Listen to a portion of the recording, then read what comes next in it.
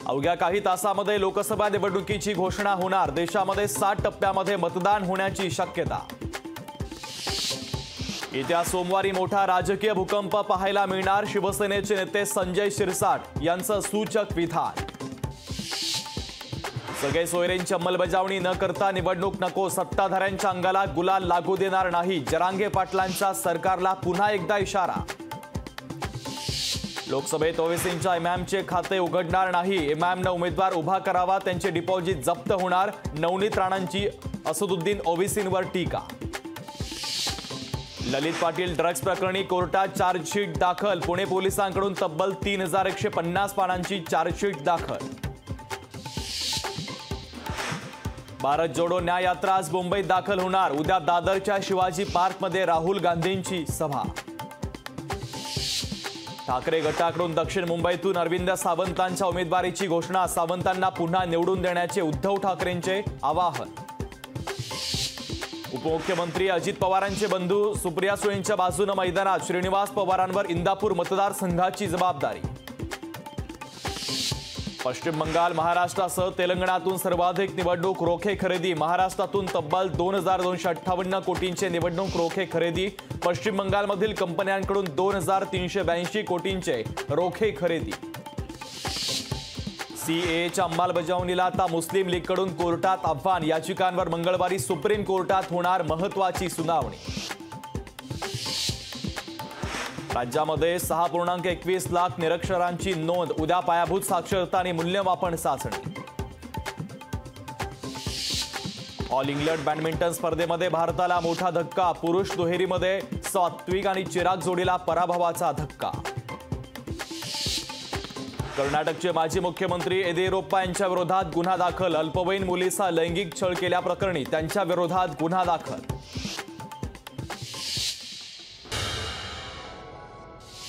India आघाडीची उद्या मुंबईत तेजपाल हॉलला एक महत्त्वाची बैठक। 20 पक्षातील प्रमुख नेत्यांना बैठकीचं निमंत्रण। दक्षिण मुंबईत शिवसेनेचा उमेदवार द्या। 200 ते 300 शिवसैनिकांचं मुख्यमंत्र्यांना सह्यांचं पत्र। प्रकाश आंबेडकरांना 4 जागांचा प्रस्ताव दिलाय। वंचितला काय हवं सांगावं, आमचे दरवाजे उघडे, संजय राऊतांचं विधान।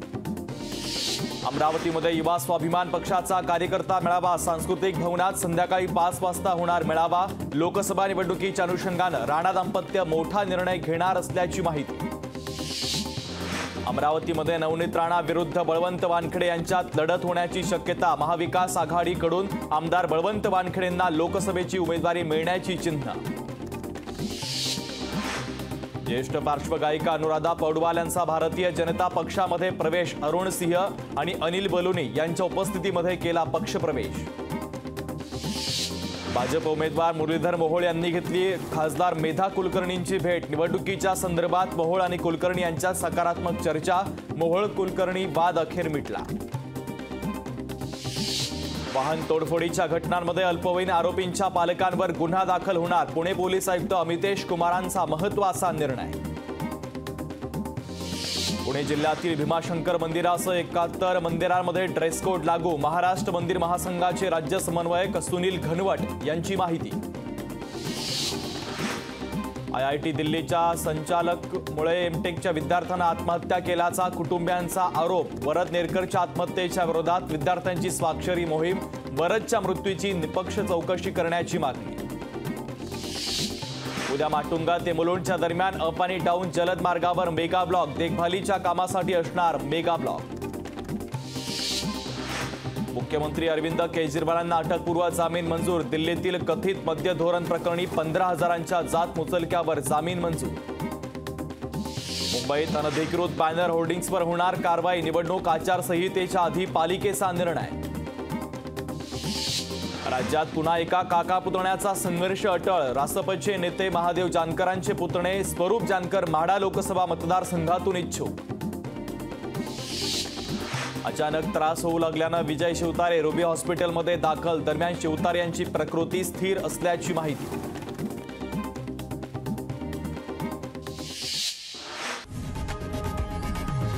लोकशाही मराठी ऐका, पहा, जागरूक रहा।